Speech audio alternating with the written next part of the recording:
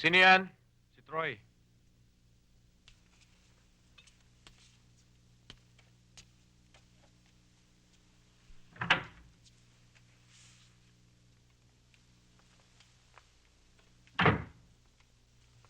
Oh, ito na yung term paper mo.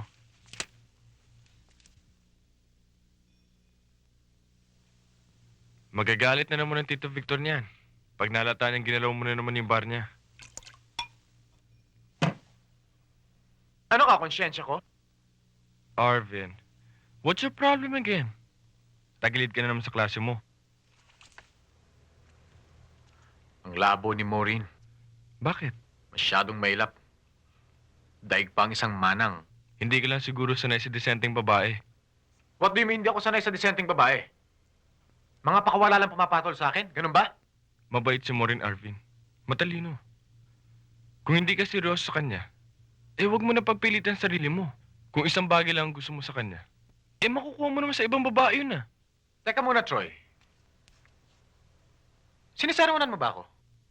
Hindi. Ayoko lang nakakita ng mga tao na sasaktan.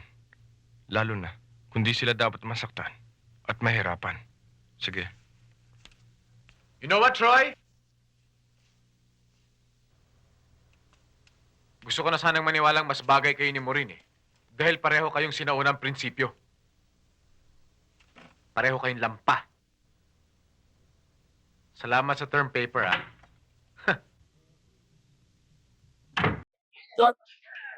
Ano sabi? Wala eh.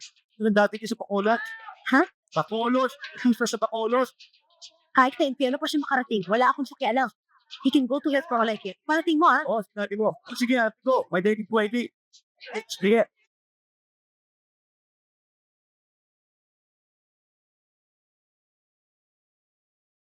Pare, how are you? Okay, para ko shit.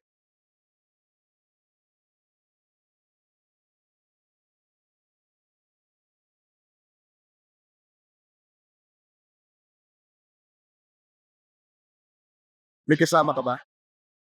Wala. Sila join you? Please.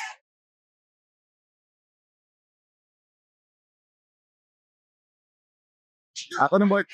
Wala naman siyang boyfriend, eh. Isn't it lonely to be alone? Buti na lang ka ba, Esta? At least may katama na ako. Kumusta na pala kayo ni Ate Marie? Okay lang. I seldom see you nasa sa bahay. Tinax, ball breaks there. Not trees, ladders. Waiter. Get that? Scotch double. Make it two. Ano yun po?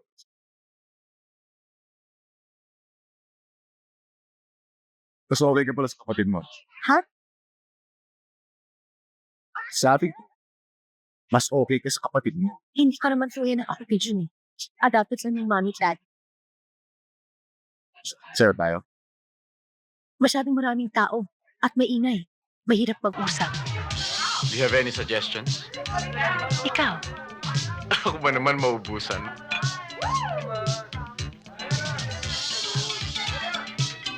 Wala ba siyang bilin? Wala eh. Kasama niya mga barkada niya. Usually kasi pag ganitong weekend, mga umaga na uwi nun. Pakisabi mo na lang tumawag ako. Sure. Thank you again. Maureen, sandali. Bakit? Kamusta na kayo ng pinsan ko? Okay lang. You don't sound so convincing. Ano bang ini-expect mong isagot ko?